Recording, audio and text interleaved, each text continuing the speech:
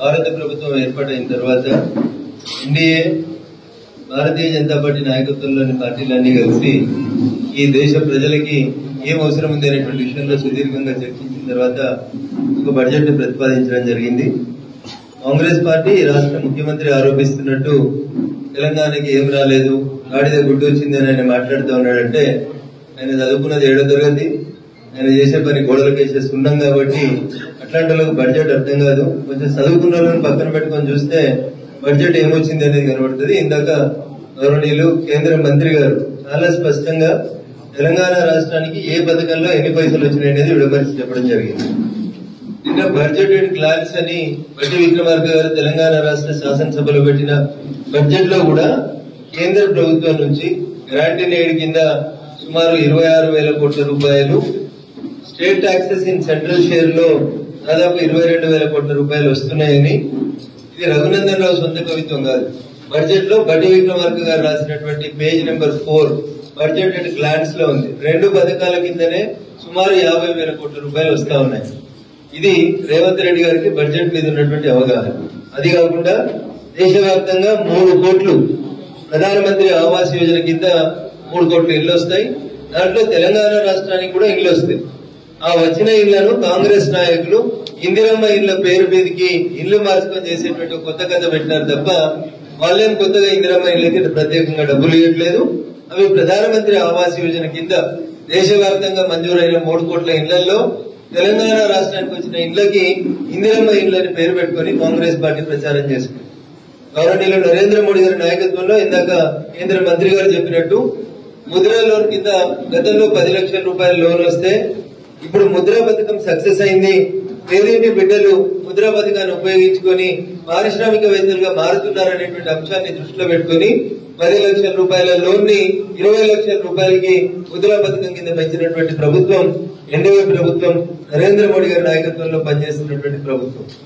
బురద జల్లి మట్టగాల్చి మీదేసి రాజ్యాంగాన్ని మారుస్తున్నామని, దళితులకు అన్యాయం జరుగుతుందని తప్పుడు ప్రచారం చేసి కాంగ్రెస్ పార్టీ ఎన్డీఏ కూటమి నాయకత్వంలో కొన్ని సీట్ల సంఖ్యను పెంచుకోవడంలో కాంగ్రెస్ పార్టీ సఫలీకృతం అయితే అయిందేమో కానీ ఈ దేశ ప్రజలు నరేంద్రుడి నాయకత్వం మీద, ఎన్డీఏ నాయకత్వం మీద, గౌరవ పెద్దలందరి నాయకత్వం మీద భరోసా ఉంచినారు కాబట్టి 3వసారి ఈ దేశానికి 1962 తర్వాత జవహర్లాల్ నెహ్రూ గారి తర్వాత 3వసారి కంటిన్యూస్ గా ప్రధానమంత్రి అయినటువంటి ఘనత ఎన్డీఏ నాయకత్వంలో ఉన్నటువంటి నరేంద్ర మోడీ గారికి దక్కుతుంది.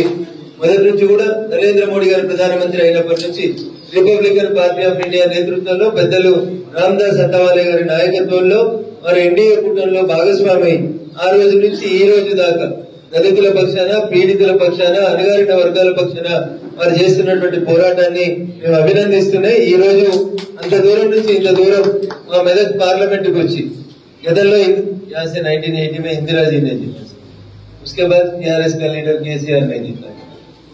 అంత దూరం నుంచి ఇక్కడికి వచ్చి మెదక్ జిల్లా ప్రజలకు వారి సందేశం ఇవ్వడానికి ఇక్కడికి ఇచ్చేసినందుకు ఈ ప్రాంత పార్లమెంట్ సభ్యులుగా, రిపబ్లికన్ పార్టీ అధ్యక్షుడిగా వారికి, కేంద్ర మంత్రిగా వారికి మరొకసారి మనస్ఫూర్తిగా శుభాకాంక్షలు, అభినందనలు తెలియజేస్తూ ఎవరు ఎన్ని కార్యకర్తలు కూసినా నరేంద్ర మోడీ గారి నాయకత్వంలో ఎన్డీఏ ప్రభుత్వం 3వ దఫా 5 సంవత్సరాలు దిగ్విజయంగా పూర్తి చేసుకుని 4వసారి గెలవడానికి మార్గాలను ఎన్నుకుంటుంది.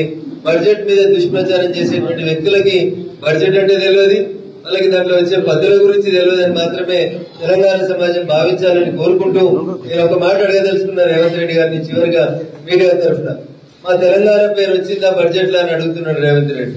మరి ఉత్తరప్రదేశ్ పేరు వచ్చిందా, రాజస్థాన్ పేరు వచ్చిందా, గుజరాత్ పేరు వచ్చిందా? పోనీ మాకు బడ్జెట్ రాయరాలేదు, నువ్వు బాగా తెలివికల్లోనివి కదా. కొడంగల్ తప్ప మరి మిగతా 118 నియోజకవర్గాలకు ఏమైనా ఇచ్చినావా? మా మెదక్ శాసనసభ మీ కాంగ్రెసే గెలిచింది కదా, మరి మెదక్ శాసనసభకి మెడికల్ కాలేజీకి 20 కోట్లు 50 కోట్లు ఇచ్చినావా? కొడంగల్కి తీసుకుపోయినావు కదా మెడికల్ కాలేజ్, మరి మా మెదక్ మెడికల్ కాలేజ్ ఏమైంది?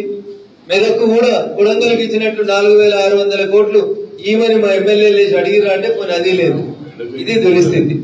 కాబట్టి జిల్లాల పేర్లు, నియోజకవర్గాల పేరు, రాష్ట్రాల పేర్లు రావు.